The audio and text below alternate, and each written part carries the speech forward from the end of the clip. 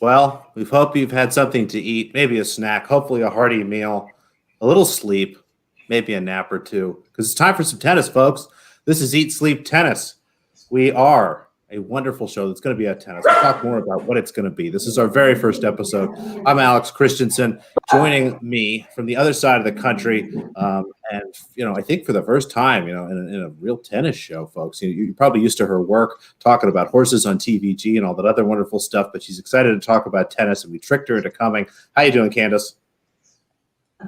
I'm doing interesting. The neighbor just got DoorDash, I think. So all the dogs are very happy about that.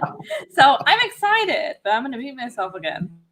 All right, good. Well, we'll give you a break there. Also joining me, not just from the other side of the country, folks, from the other side of the world. He lives in the future. That's where Australia is, as far as I'm concerned. We don't know if it's tomorrow. It could be weeks later. Steve, how's it going? It is going well. There's actually tennis back, and there's things for us to talk about. So, look, what more could you want?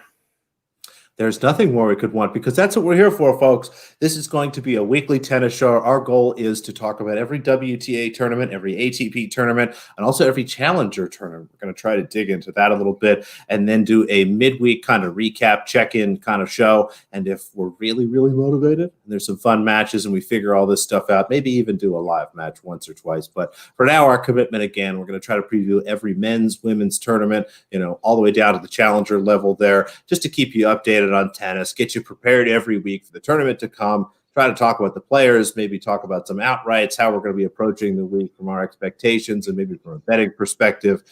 Steve, I know you talked about this a little bit earlier in episode 0. Was there anything I missed that the people might expect from a wonderful show that will be Eat Sleep Tennis?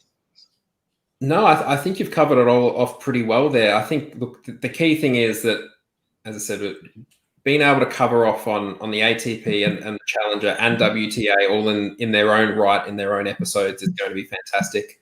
But also then kind of touching base then in the middle of the week to kind of, it's easy to kind of, do a preview and then not kind of check in and see how things are going. So to be able to kind of jump back in there and have a look and then look at the pointy end of the tournaments as well, I think it's going to be a lot of fun.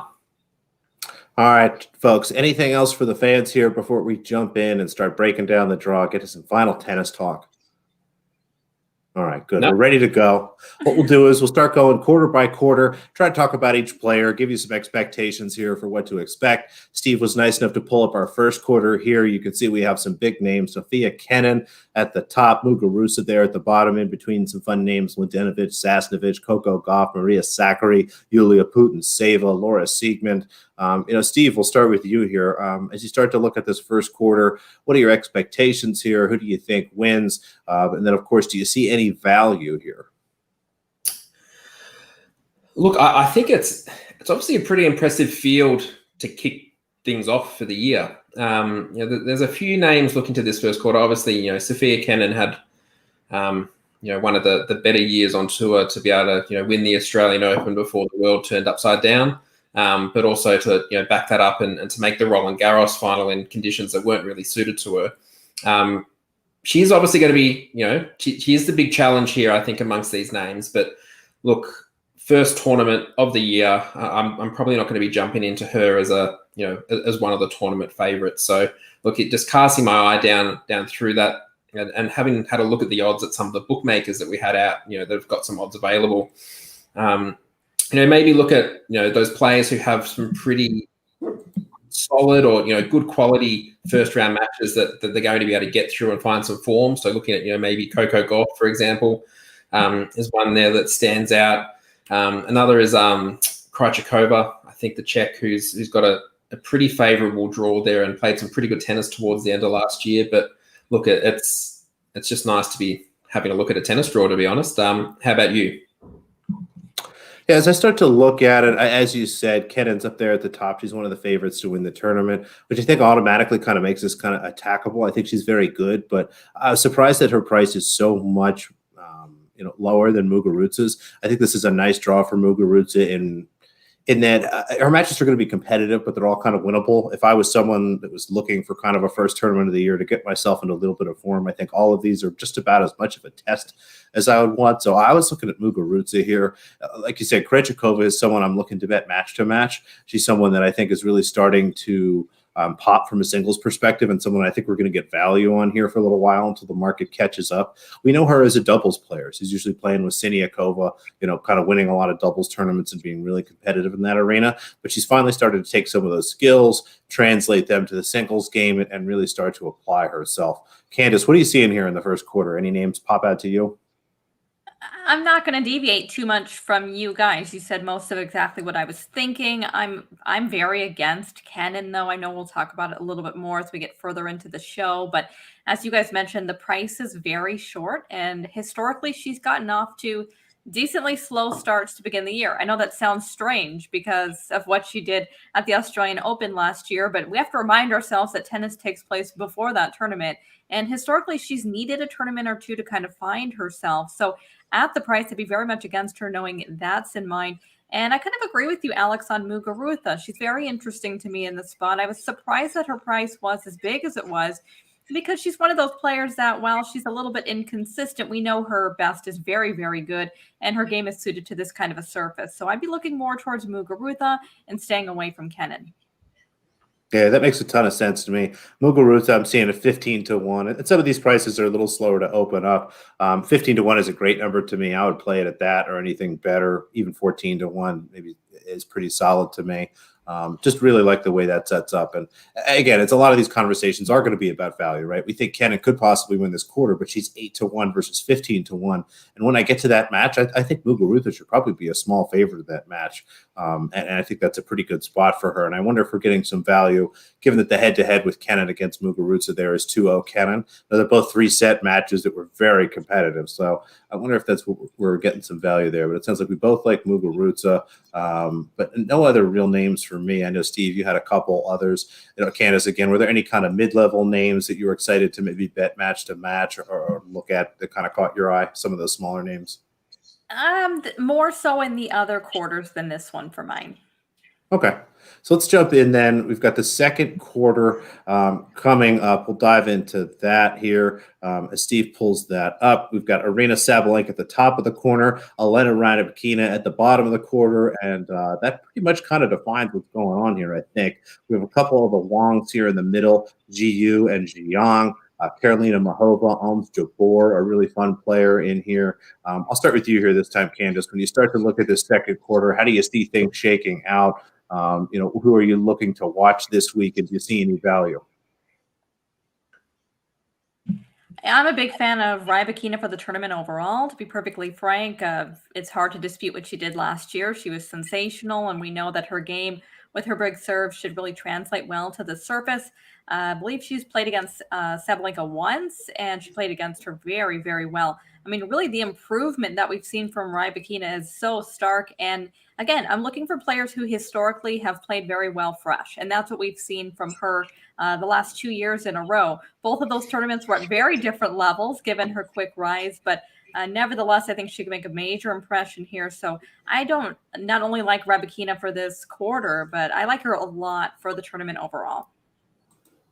Yeah, she's somebody that I think is really talented and has a chance to do well this week. But I don't know that if I love her price. She's at 14-1. So again, a little lower than just what we talked about from Muguruza. And I don't love being stuck in that same quarter as Sabalenka and then having to play the winner of probably Muguruza Kenin. Steve, when you look at this second quarter, how do you see things shaking out? Was there any names you were excited given some of their prices, or any angles you were looking to attack? Yeah, look, it's a bit of a tricky little quarter here. I do agree with everything that was said about Rybakina there. I'm kind of leaning more towards Sabalenka. I think, obviously there has been a little bit of a break from the end of last year, but she did finish the year incredibly well and has played some pretty good tennis in the lead up to the Australian Open previously. I think when you look at the two sections, if you split this quarter in half, I feel like the Sabalenka portion is a lot more favorable for her and her matchup styles than Rybakina receives. So I think that's kind of where I'd be looking just at the draw at the moment. But look, if I had to give an edge and looking at the current prices that are out there, I'd probably just be leaning Sabalenka. But look, maybe Jabeur or Mahova might be able to stand up and take a bit of a scalp here. But as I said, it is a little bit tricky with not a lot of form to be going off.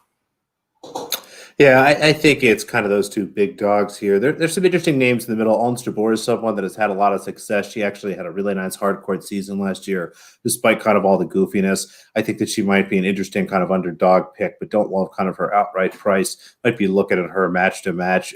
Wang Jiang, I think, is actually in a nice spot here. She does actually well in some of these tournaments. And if Mahova comes back, she struggled last year kind of being in shape and finding her form. But it's interesting. We'll take a break here just quickly before we jump into the third quarter and take maybe a step back from kind of a higher level. As you guys are starting to look at this week, it's particularly an interesting week in tennis because I think a lot of the times we look at motivation angles, we look at fatigue and travel angles, we look at form, and we don't have any of that this week. It seems like all these players got here a day or two before. I don't think anybody made any sort of late travel arrangements. It seems, looking through social media, everyone's been kind of playing tennis a little bit here or being mostly pretty responsible. So everyone should be healthy. Everyone should be happy. Motivation should be fine. No one has to really leave early to get to qualifying or get to Australia to get to quarantine. And, there's not really much form, much recent tennis to look at. So I'll start with you, Steve, as you start to look at these matches and break them down. Is that easier for you since you have some things you get to eliminate? Is that harder? How are you kind of attacking things this week? Look, it is tricky with not having those form lines and being able to kind of use them to formulate an opinion here. I mean, looking through and some of the players have had their kind of whole off season in Dubai and nearby to be able to kind of get themselves set and start to look at how they're going to be, working into that first, 6 to 8 weeks of the season. Obviously, it's a little bit trickier for the women compared to the men because the WTA seem to be all over the place with their scheduling and planning everything. But look, it does make things a little bit tough, but, it's trying to find that balance. And when you go back through the form of these players, last year it can be a little bit tricky because obviously everyone had that, near 6 month break from the tour, but trying to marry up, I guess, what we've seen late in 2020, what was players who were perhaps a little bit fatigued and starting to run out of gas, and what was players starting to find form. So that's where it's kind of hard to marry up, and that's where I've kind of gone with that late season form of Sabalenka here compared to what we've seen from Rybakina, through that August through October period. Yeah, my only hang-up with Sabalenka is that it's outdoors. A lot of her success was in indoors, so we'll see what that looks like. We don't necessarily know what the courts look like. Candice, did you have any thoughts or feelings or anything to add kind of on that question about generally looking at this tournament with maybe a cleaner slate than we're used to looking at? Yeah, I think it makes things a little bit more difficult for mine. Obviously, the big cloud that you don't know anything about, or injuries, or if anybody is, battling through a little bit of an ailment or some kind of niggle. And I think that makes it trickier. And it's obviously very different from what we saw when we were doing the season end finals, and we're like, everybody's injured. And so it's kind of a 180 from that. But I would say it makes it more difficult because, as we know, there are a number of times in these kind of early season matches before you get to Australia that players will play a couple of rounds and look great, and then all of a sudden they're withdrawn because you obviously have bigger things to come in a very short period of time after. So sometimes that little bit of uncertainty, knowing that if somebody is kind of harboring a little bit of a niggle, that if it flares up at all, they might just pull out, then that always makes it a bit tricky.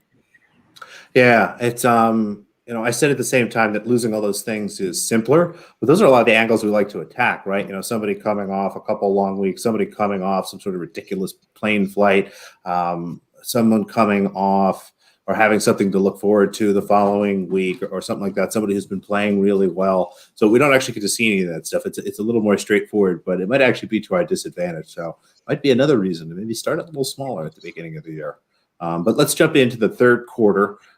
Steve is going to pull that up for us. We've got Marketa Vondrasova at the top, Karolina Pliskova at the bottom, Nadia Podoroska there in the middle, Donna Vekic, Jennifer Brady, Leylah Fernandez, Shea Su Wei, who's just one of my favorite players. I don't actually think she's going to do here. I just love her, though. As you start to look at this third quarter, Candice, what do you see here? Any names pop out to you? Do you see any value or any angles you're looking to attack?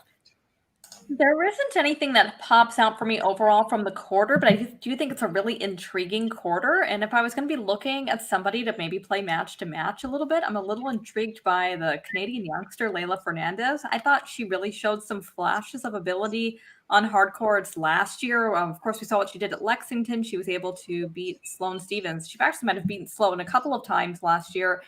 She had a really good tournament against easier than this over in Acapulco back in February before everything shut down as well. So obviously she's still young. She's still kind of a really raw talent. But if she's able to kind of string together a little bit of her best tennis, then she's interesting for me to make it through a couple of rounds. Yeah, I like her as a player. She's someone I'm going to be watching this year. Her draw is a little tough. That first match against Paolini is going to be difficult because if she doesn't bring her best, Paolini's just going to work her to death. But at the same time, it's kind of a double-edged sword in that if she comes out of that match doing well, she's going to be sharp and ready to go and take everything Jennifer Brady has. I wish she had a little better spot in the draw, but it could be fun. I think she does have a chance maybe to make a run here if she can get past Brady. Steve, what do you see here in the third quarter? Oh, and look, it's certainly.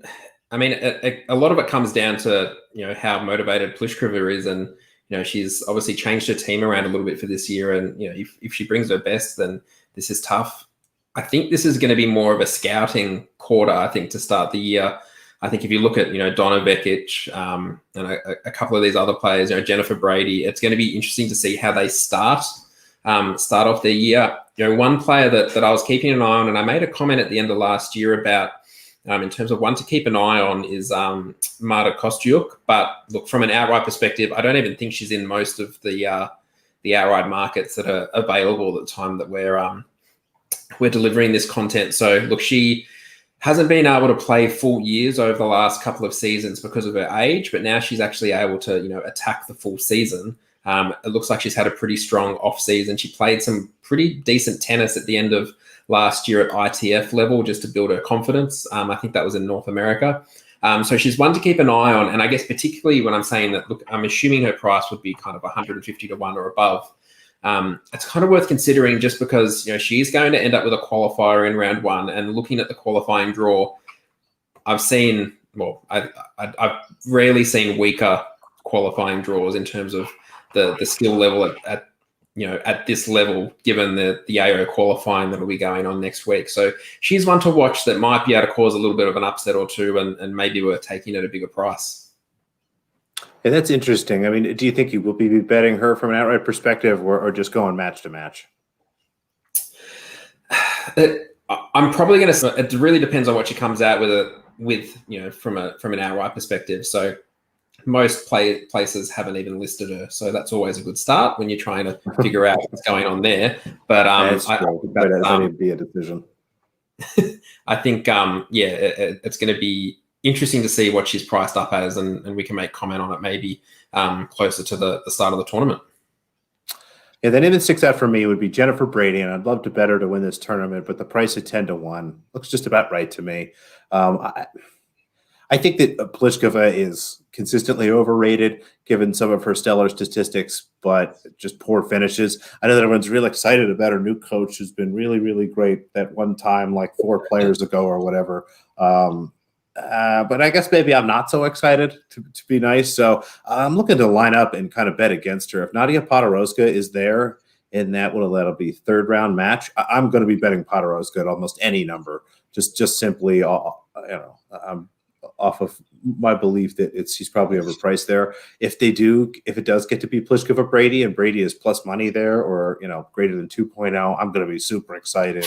I'm just going to hit submit as hard as I can, as quickly as I can there. So it's tough for me from an outright perspective again, because I'd like to back Brady, but she's 10 to 1, which feels just about right to me. So I'm going to be looking again more match to match here, probably finding ways to go against Pliskova and maybe find ways to still play Brady, but little stuff like that.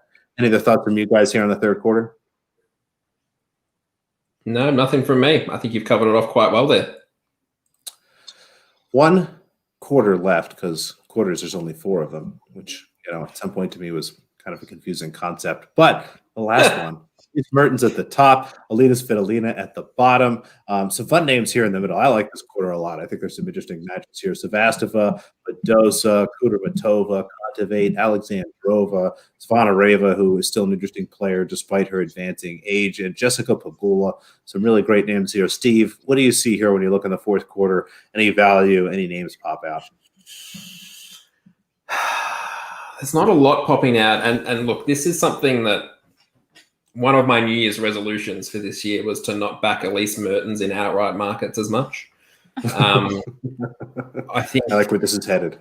Yeah, look, and Svitolina is also on that list. I feel like this is two players, so Mertens and Svitolina, who have the ability and the consistency to be able to kind of deal with the majority of the tour. But when the going gets tough in the final 8 and the final 4, they're going to come up against form players who are going to be able to, match them pretty well.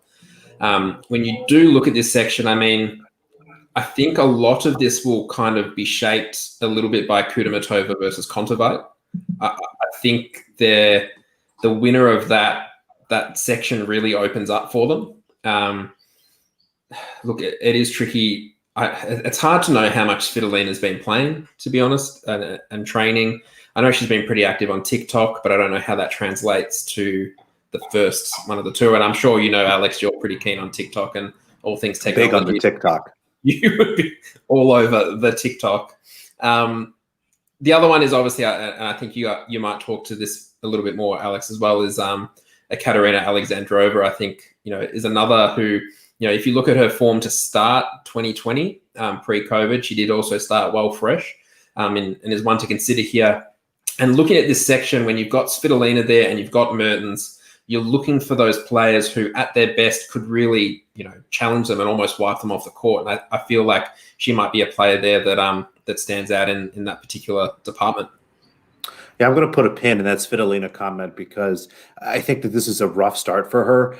Her first match right away, she faces Jessica Pegula, who is someone that has the kind of power and skills to get past Svitolina, the kind of player that we've seen beat Svitolina time and time again. And then if she gets past Pegula, she runs into Alexandrova, which is an even better version of her. But maybe before I get into some of that stuff, Candice, what do you see here in the fourth quarter?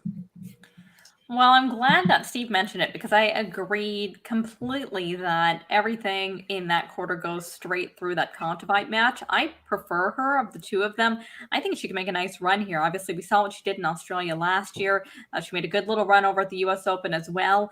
And in the tournament prior, she took a set off of Naomi Osaka. So she's another one who, you could see her kind of stringing together a couple of matches in a quarter like this. And I agree if, whether of the two of them are able to make it through that initial match, that this quarter is wide open for the taking for them. I think this is the kind of quarter that if you don't follow tennis on a regular basis, you can be drawn into some of the names. And I think the names are the ones who you want to go against in a spot for sure. Yeah, I like what you said there about the names, and also Kontaveit. She's someone that personally I bet against a lot because I think she's had this really high reputation in the tennis community. But as someone that bets, frankly, more looking at data, more looking at numbers, those have always lagged. Last year, she was spectacular. Had a really nice win-loss record here. Let me make sure I get this right. 19-8 with a whole break over 113. For those of you that maybe don't look at some of that stuff, your average tennis player, average good tennis player is a whole break around 100. Pretty good players are 105, and your elite players are 110 and above. And for her to be at 114 there is really spectacular. But it's just a really tough draw. And then you start to look at her price, 15-1, same price that we're getting for Muguruza. But as far as I'm concerned, a much tougher path. Kudermetova there in the first round, probably Mertens, after she takes care of probably a qualifier, or Svitolina there, and then Alexandrova. And that's just to get through a quarter. So I think you're right. This could be a good tournament for Kontaveit. I'm excited to maybe look at her more as the year goes on. But I think maybe the market's kind of saturated there. The name I did like, and I'm going to be looking at from a value perspective, is Alexandrova. She's 50-1 here. I think she has two really nice kind of warm-up matches, frankly. If I was somebody that was coming into a tournament that was maybe looking to kind of have a few matches to find my serve and try some trickier shots and get a feel for the court, I would love to see Serena Dias and then the winner of Heather Watson versus a qualifier.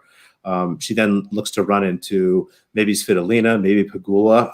I wouldn't be surprised if even Zvonareva was here, honestly, but just kind of a nice start for her. And then that match against Mertens. Mertens being a player that generally beats a lot of players, but if against very good players, actually loses a lot of those matches. And I think this will be an interesting match if Alexandrova can get there against Mertens, and could be kind of the first match for us kind of deciding, is Alexandrova someone that could be a top 10 to 15, top 20 kind of player and a real competitor here versus, kind of just a middling player in the WTA. So I'm going to grab some Alexandrova. What do you guys think? Yeah, I think it works well, and it kind of ties in with what we were discussing here with that third and fourth quarter, that there's no, if you think about how we spoke about the top half, there was a couple of real standout names, whereas we're not getting that here to that same degree in terms of form and what they can produce. So look, I think you've done a good job there of attacking and figuring out the best way to attack what's effectively a Mertens Svitolina quarter. Yeah, it's like we've said it's a couple of times, and maybe we'll touch on it more specifically. Tennis is a sport with big names. One of the ways the market does really react to the ranking and things like that is you start to look at it. The biggest names of the tournament, you got Alina Svitolina, you've got Sofia Kenin, Sabalenka, Muguruza, Rybakina. Those are 5 names. 4 of them are in the top half. Again, as you look at the bottom half, a lot of talent if you're a tennis fan. We all know how good Jennifer Brady is. We all know how good Karolina Pliskova can be. But I don't know that, she is frankly kind of as big of a name as maybe she gets to be. Mertens, people, like we talked about in the fourth quarter. So I think that's kind of a good point there. All right. Anything else here kind of from a draw perspective before we jump into, we've got some categories every week that we're going to kind of talk about. We thought this would be a good way to kind of recap our thoughts on the tournament and talk about kind of some angles. So I think Steve has something set up for us. We do. So basically the categories for this, we'll introduce another category as the season kind of unfolds a little bit, but we've all picked a player that we think is our pick, or, it's our ace or our pick to win the tournament. So we'll have one ace selection each, which we'll start off with now. And look, just by pure alphabetical order, we'll start with you, Alex. Who's your ace for the tournament? Garbiñe Muguruza. And I really think that she has like the best chance to win this tournament. Again, we'll get into kind of some more value picks, and I think there is a lot of value in her outright price at 15-1, as we talked about. But as I start to look at this draw, she is someone that, as I start to look, seems to be playing a lot of tennis, seems to be really serious, had a very strong year last year. I think made some changes to her game and kind of her physical methodology, where I think she's going to be in shape and playing well here. The toughest match she really has is Kenin, if Kenin's even there. And I think that she's probably has that one circled. I mean, if she's taken things as seriously as I think she is, she knows she's lost to Kenin twice and is going to be really excited to play that match and do her best. And when she gets the winner of Sabalenka Rybakina, she is not going to be overwhelmed by whatever power is coming at her. I think she's going to be just fine there, smashing balls back and forth and trying to take advantage of that spot. So I think that she's a great chance to get to the finals here. I think that she's frankly a clear favorite over anybody that comes out of the bottom half of this draw. So happy to attack her, happy to pick her, frankly, as my winner, let alone, take her as an outright at 15-1. And just to kind of add on to your point there, I would agree. Like, I'm more intrigued at her outright price than I am, I'm assuming, what will be her head-to-head price against Mladenovic in the first round. She does strike me as either she's going to make a run and she's going to, go quite deep and be worth the outright price, or she'll lose in the first round and we can kind of rip it off like a Band-Aid and move on. Yeah, I agree with that for sure. There's a wide range of possible outcomes for sure. Yeah. All righty, and we'll now jump over. So, Candice, who is your pick? My pick is going to be Elena Rybakina. I love her for the tournament. I think that basically the kind of moral of Alex and I's picks combined are that we're zoning in on one particular spot in the draw that I think we feel like is the easiest part of the draw. And so she fits just the flip side of that same thing. Obviously, if she was to make a run, you would expect her and Muguruza to play each other later on in the tournament. But I love her year last year. I love that she has always been very quick to get going at the beginning of seasons. I think that's so key. There are players who take time to really work into their best form, and she just doesn't ever seem to be that type of a player. We know that she's defeated Kenin before, and she did it quite well. And she took a set off of off of Sabalenka the last time that they played each other. So we know the ability is there. It's just a matter of her, I suppose, really putting it all together against this level of a field. But I think she's more than capable, and she seems to be getting a really good draw for her in order to make that happen. Yeah, that seems fair enough to me. And just to kind of round out the ace pick, so this is a kind of a little bit of a weird inception moment for me, seeing my name next to ace after the first 6 years of this account, but we'll move past it.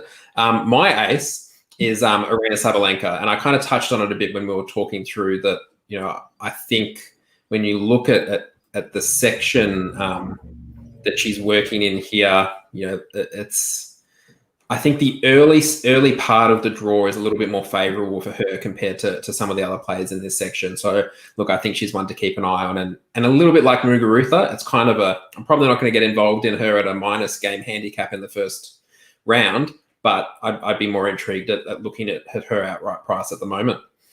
Now, jumping to the next bit. So, look, they're kind of, you know, those players are kind of, in the top 6 to 7 kind of players in terms of the odds and looking at the market. If we have a little bit of a look and we'll move a little bit further down, you know, in that kind of 5 to 15 or beyond, and look for some value now in the market. Now, Alex, I think we all know what yours is going to be based on your conversation. Who is it? Yeah, Katerina Alexandrova, someone that I've taken a lot. I just really like her. I think that some of her prices off. She's had some pretty solid success, especially on hard courts. Her biggest problem has been, you know, physical mostly. Keep staying healthy, keeping her knees good, keeping her ankles good, keeping her wrists. She had some wrist trouble and stuff. And I think she was actually healthy last year, had some real success. And I'm just excited to back her, especially at this price. I think that she is just built to win WTA hardcourt tournaments. And I think that, you know, this could be the beginning of a nice run for her. So happy to jump on board at 50 to 1. 50 to 1. That's what you're after to start the season. Like if it's $1, you win 50. 50. All right. She only has to win like 2% of the time. Now we do have a little bit of overlap here, but now your value pick, Candice?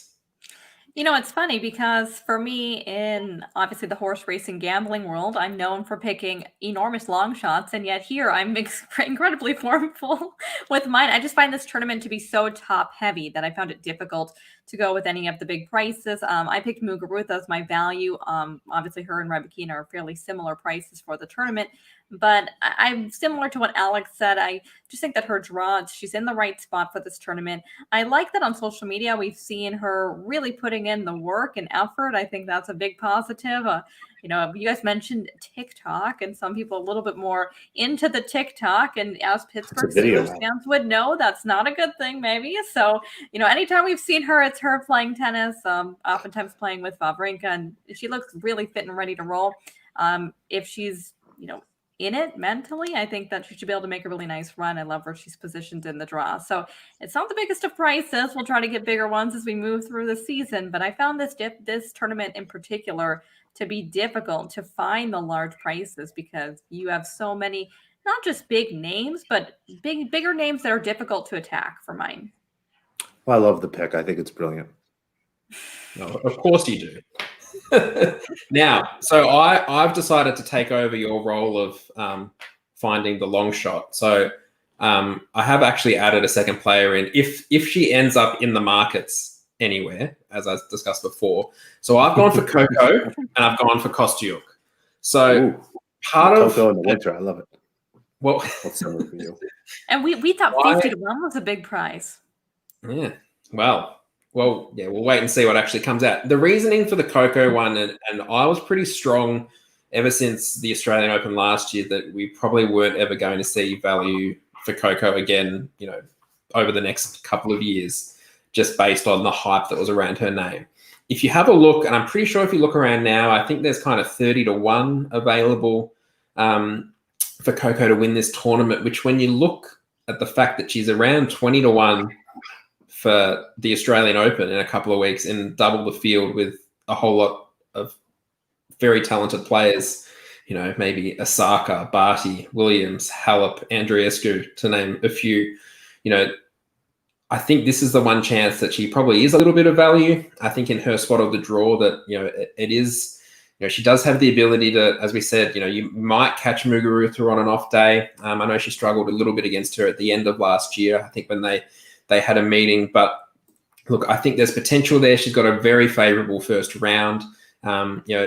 If she could knock off Zachary in the second round, I think there's a potential there. And I've added the Kostyuk addition to this list just based off our discussions a little bit earlier. I think she gets a qualifier first up. Vondrasova versus O'Shea in the second round isn't, when you look at the rest of this draw, it's not the most difficult run. That there might be a potential to do a little bit of trading there, or find her at a shorter price a little bit later on in the week, maybe when we check in on this tournament, she's still alive.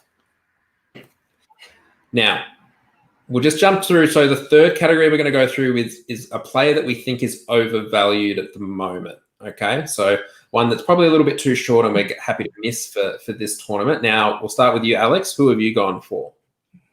It's someone that I'm probably going to talk about a lot of weeks as we do this show, someone I'm happy to back against what I believe to be kind of mentally stronger players here. Karolina Pliskova, to me, is someone that, as I mentioned earlier, those whole break numbers, she's consistently over 110, puts up these really impressive numbers. Her serve is arguably the best in the WTA. A few years ago when she was kind of at, I think, her uprise, people would talk about it as the greatest weapon in the WTA or whatever, but she's fantastic. She's got all the skill in the world and just collapses like a blow to bricks at the end of every tournament. It's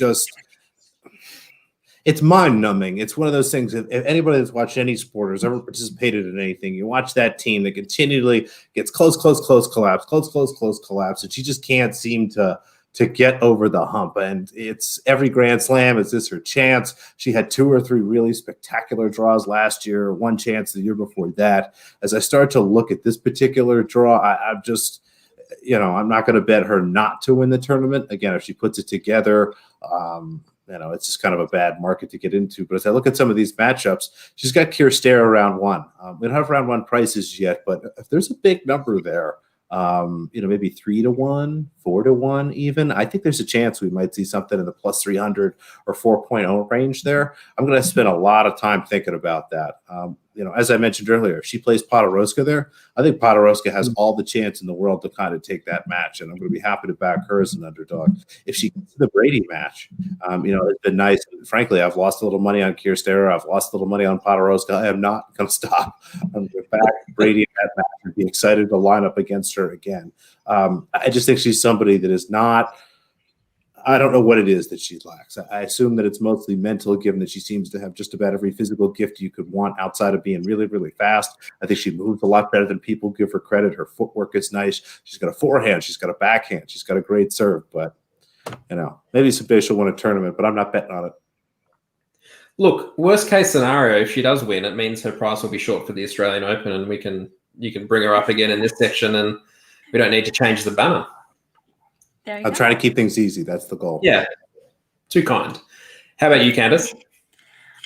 Before I get to mine, I wanted to tie up the Pliskova conversation just a little bit, though. She's actually very reminiscent to me, as I was a very long-suffered Sergio Garcia fan in golf. She's very reminiscent to him in that way, that he That's had a great all example. of the tools, and every single major was just hammering him down because you knew he was capable of winning, and he was always in the thick of things. And then you knew come Sunday morning, it was just going to watch him tumble down the leaderboard. Obviously, he eventually got there, but I think the point you're making is that the value isn't there while you're waiting for that player to eventually get there. So she's really reminiscent of him for mine in that regard. Like that. That was a good one. And that's a great example, because all I could think of as an example was the Philadelphia 76ers. So is that too close to home? To be fair, I think all of my sports teams fit that. Like, I'm a Minnesota Vikings football fan, so I specialize in like being good enough to win, but never doing it.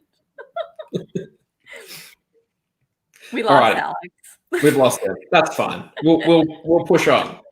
I didn't know you were capable of being that mean. I can be.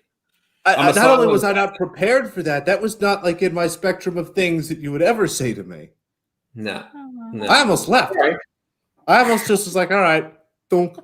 That's it. Screw you guys. You can talk about whatever the hell else you want. That's enough. We'll talk about All the right. Sixers while you're gone. Careful. Alrighty, Candice, overvalued player. Overvalued player Sophia Kenin. I mentioned it when we went through the draw. She's always been fairly slow to begin her seasons.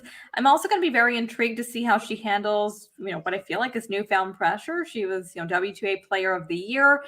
She signed numerous big sponsorships over the off season, and it's a lot different when you're playing with the expectations that are going to come from her this season. So I want to see her do it. We've seen many a woman over the last 15 years make their way up to the top 5 in the rankings, and staying there is not always the easiest thing. So I'll be happily going against Kenin at what I think is a fairly short price in what's a pretty tough group to begin things for the season. Yeah. I like what you said about the Grand Slam pressure. You mentioned Sloane Stephens earlier. We saw what happened to her after her Grand Slam win. And not that I'm expecting that from Kenin. I think she's a much harder worker and a little more focused person. But you're right. There's a lot of that pressure there. The post Grand Slam year is not that is a thing. Yeah, definitely. I agree. And look, Kenin did cross my mind, I think, for my pick here as well, but I've decided to go with Elena Svitolina. I think you could save that one. Pardon? You could save that banner too. Yeah, I think that one's going to pop up just a little bit.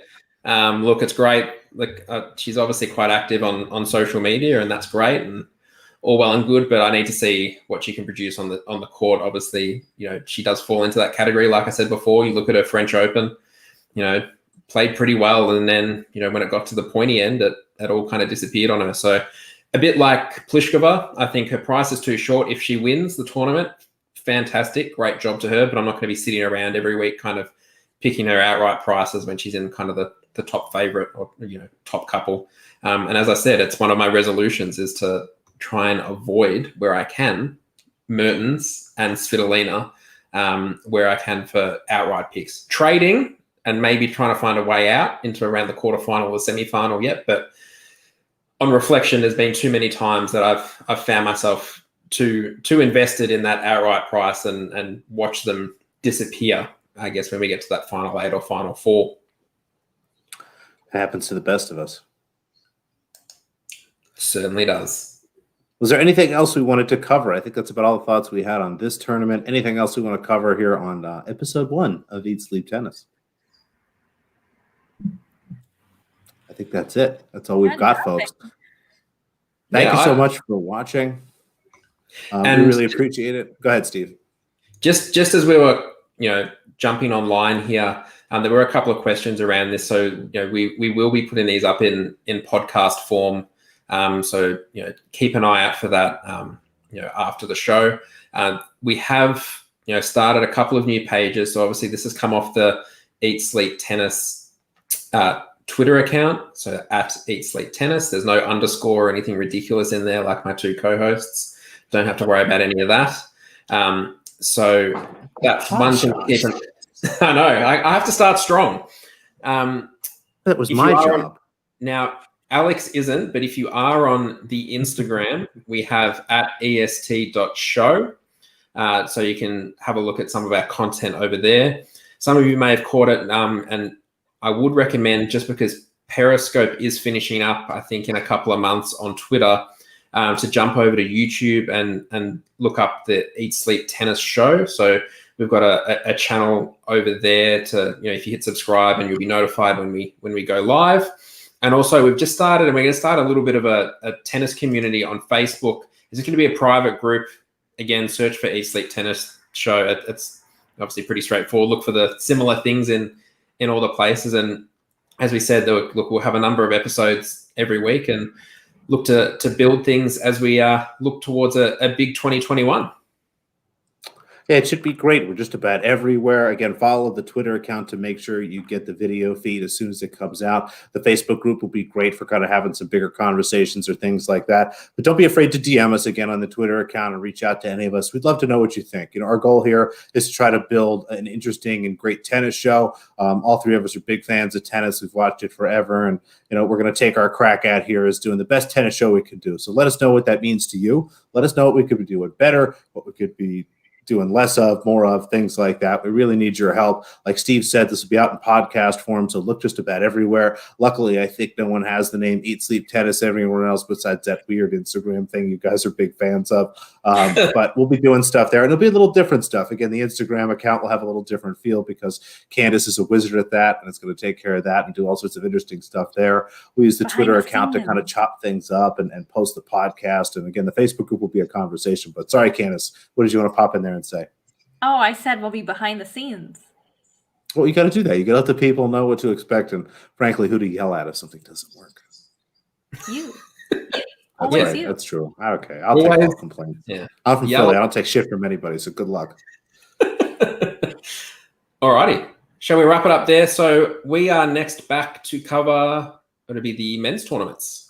That's right. We'll be back soon, sometime tomorrow. We're going to log off here quickly and figure out where we're going to do that. But again, we'll be back to talk about the men's tournaments, although the fields are ever changing and ever more interesting. We'll be talking about Del Rey and Antalya. But thanks, everybody, for watching. We appreciate it. We'd like a like if you're watching this on YouTube. Click that little thumbs up button. If you are listening to this on podcast, when it does comes out, a rating review means a lot to us. And we'll be back shortly with more tennis. So have a good meal. Have a good sleep.